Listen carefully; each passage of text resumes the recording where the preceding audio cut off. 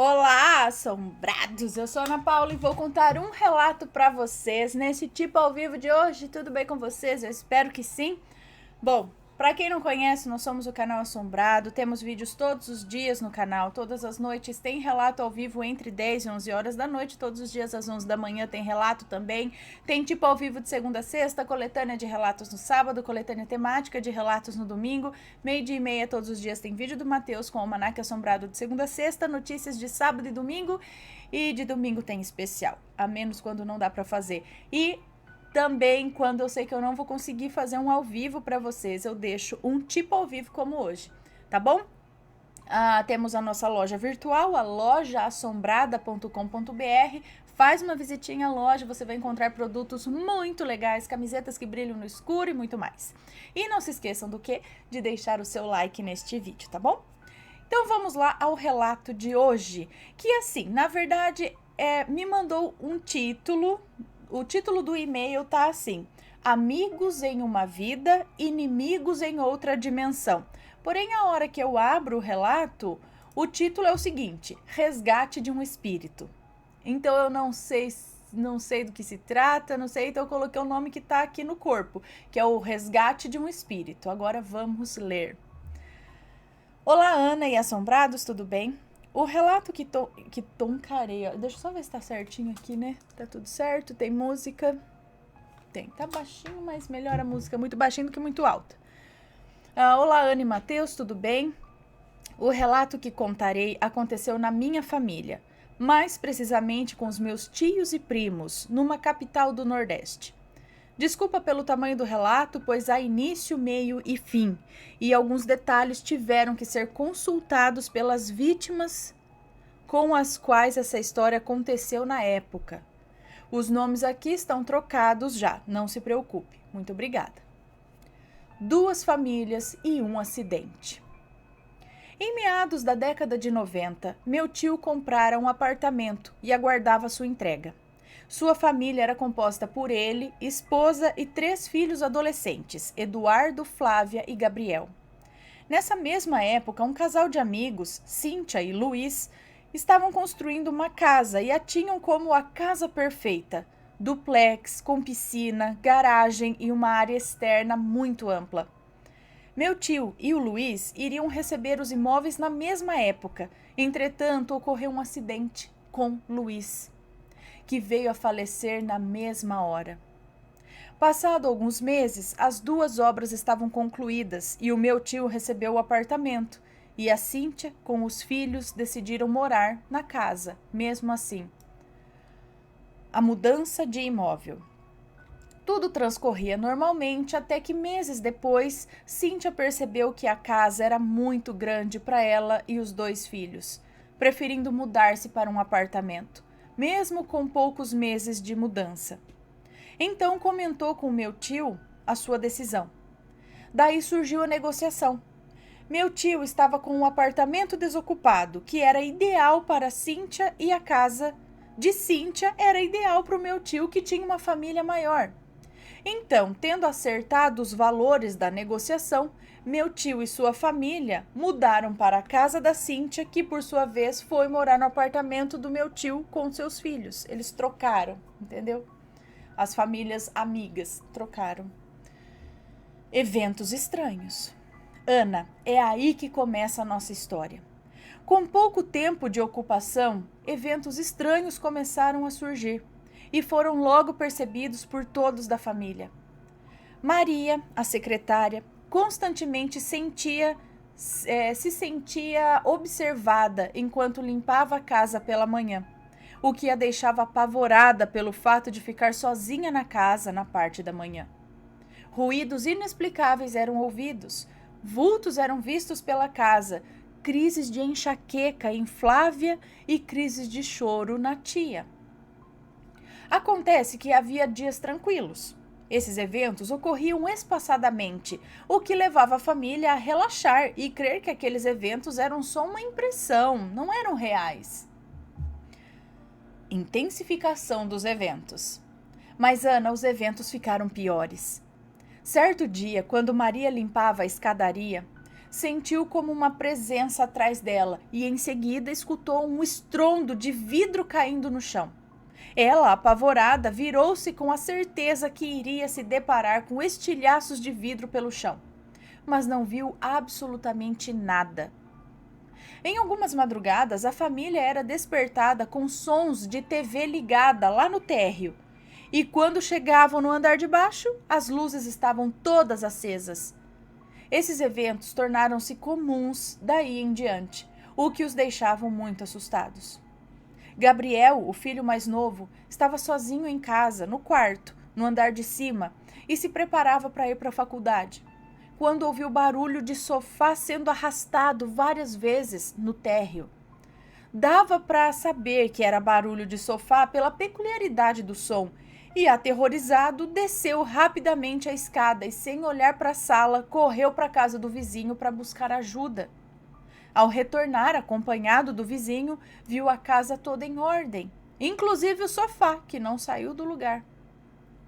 Quando chegou o mês de férias, a família decidiu viajar para descansar daqueles eventos e pensar no que fariam, pois já cogitavam sair daquela casa. Nem bem saíram da cidade, começou um temporal e, como já entardecia, resolveram voltar para casa e viajarem no dia seguinte. Nessa madrugada, Eduardo passaria por uma situação assustadora. Ele e Gabriel optaram por dormir no quarto de hóspedes no térreo, quando na madrugada Eduardo foi acordado com alguém lhe esganando, o que o fez levantar da cama ainda com o pescoço sufocado. Ele falou que sentia seu corpo sendo suspenso pelo pescoço por alguém, mas ele não via nada. Mesmo que por pouco tempo e a pouca distância do chão, sim, levantando pelo pescoço. A busca por ajuda e explicação. Ana, com tantos eventos paranormais acontecendo, a tia entrando em depressão, os meninos apavorados, decidiram então, como um último recurso, procurar a ajuda de amigos espíritas kardecistas, pois os eventos continuavam e estavam mais constantes e intensos. A situação se mostrou mais real e nítida quando um parente que não sabia de nada do que estava acontecendo na casa hospedou-se lá. Ele ficou no quarto de hóspedes, que ficava no térreo. Certa noite, levantou-se para ir à cozinha tomar um copo d'água e deparou-se com um homem colérico, gritando na escadaria: "Saiam todos! Essa casa é minha!" Na manhã seguinte, relatou o caso para a família. E pela descrição, o homem que o hóspede viu era o espírito do Luiz, o antigo proprietário da casa que nem chegou a morar nela. Estava com uma aparência horrível e com uma abertura na altura do abdômen, que saía muito sangue. Coincidiu com o enorme ferimento ocorrido em decorrência do acidente que o vitimou. A ajuda. Certo dia, Flávia pegou carona para a faculdade com uma amiga e a avó dessa menina... com uma amiga e a avó dessa menina. Com a amiga e a avó da amiga, acho que é isso. E comentou com elas o que vinha acontecendo com a sua família. A avó da colega era médium e em determinado momento da conversa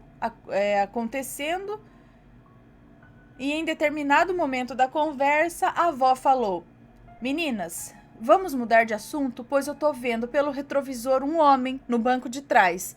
Ele tá aqui e tá muito nervoso." Ela então indicou que a família procurasse um centro espírita pela gravidade da situação e para um possível resgate do espírito que se encontrava muito atormentado. Sendo assim, Flávia tomou a iniciativa de contatar Ruth, uma amiga espírita. Ruth levou o caso para a casa espírita que frequentava e aí vem a grande revelação. A revelação sobre os eventos. Ruth relatou o caso a uma amiga que era médium. Ao finalizar o relato, a médium pegou na mão de Ruth e pediu que ela mentalizasse toda a casa. Passaram-se alguns segundos, então a médium perguntou se na casa havia uma escadaria. ao que Ruth confirmou. Então ela falou: vejo na escadaria um espírito. Perguntei a ele mentalmente o que ele fazia ali, e ele respondeu que estava vigiando a casa e levando informações a um grupo de espíritos que trabalhavam junto com o dono para expulsar aqueles habitantes de lá. A médium percorreu os demais cômodos da casa e viu alguns espíritos inferiores perambulando pela casa, promovendo desorganizações energéticas. Mas ao se encaminhar para os cômodos de cima, surpreendeu-se com uma luz vindo do quarto do meu tio. Lá se deparou com uma entidade que informou ser o benfeitor espiritual que acompanhava o meu tio e que as coisas não estavam piores porque estavam atuando de forma a neutralizar grande parte daqueles ataques energéticos. E deu algumas orientações à médium. Dentre as orientações constavam a de levarem o nome do espírito para o tratamento espiritual e iniciarem o tratamento de desobsessão da família. Durante o tratamento, o espírito manifestou-se várias vezes nas sessões. Inicialmente muito colérico, muito bravo, gritando que aquele imóvel era dele e aquela família teria que sair de qualquer jeito de lá.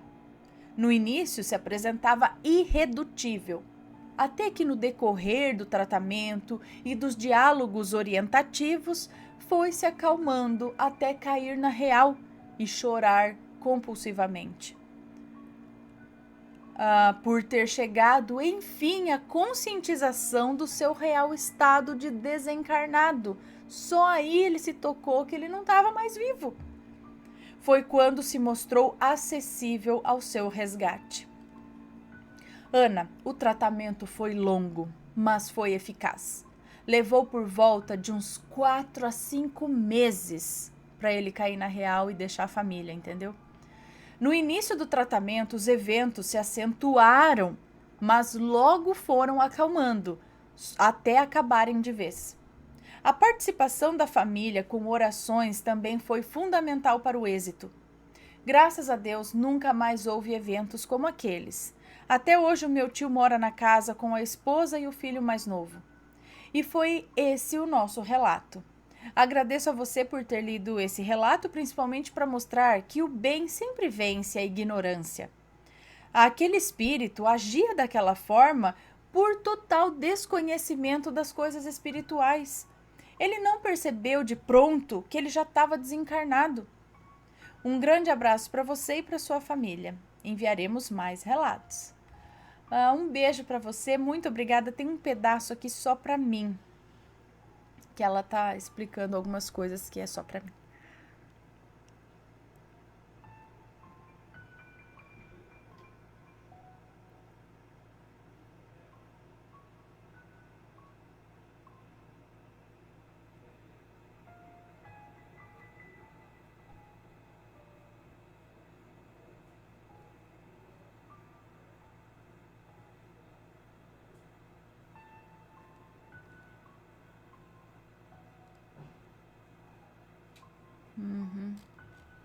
Entendi. Então, agora eu não sei, o resgate de um espírito, aí amigos em uma vida, inimigos em outra dimensão. Acho que é por isso que ela disse. Porque eles eram amigos aqui, né? Uma família amiga da outra, e aconteceu que este pai dessa família faleceu. Só que como ele não teve consciência da sua morte, né? Do seu desencarne, ele estava indignado que a família tá bom, amigos, mas você tá morando na minha casa? Eu não sei, a pessoa não deve ser a mesma visão quando a gente morre. A gente deve ficar meio confuso, porque, né, senão você entende falar, se ele tá na minha casa, alguma coisa aconteceu, né, tudo. Eu não sei. Mas ele, sei lá, ele não tinha essa noção, ele tava pé da vida porque ele não tinha consciência direito de que ele tava desencarnado. E aí ele via outra família na casa dele, ele ficava indignado, vocês têm que sair daqui porque é minha casa, sabe? Vá saber quanto disso não acontece com pessoas que acabam falecendo e deixando a casa, outras pessoas vêm morar na casa, e essas pessoas que faleceram não têm consciência de que faleceram. e aí começa a obsessão e as assombrações e as coisas ruins, porque como ela disse aqui, há desequilíbrio energético, a mulher estava entrando em depressão e não sei o que, não sei o que lá, é ruim, tem que ser tratado. E o tratamento não é assim, não é de uma hora para outra. Você viu que levou quase 6 meses, isso de conversa, conversando com o espírito para fazer ele se tocar que ele desencarnou e que ele tem que seguir e deixar a família. Demorou, mas deu certo. Deu certo definitivamente, entendeu? Ajudou o espírito a seguir e ajudou a família a viver em paz, né? Não é assim, de uma hora para outra. Tem que ver o que está acontecendo e aí atuar nisso, né? Muito interessante. Bom, espero que tenham gostado. Este foi o relato de hoje. Um beijão para vocês e a gente se vê logo mais, ok? Beijos e fui!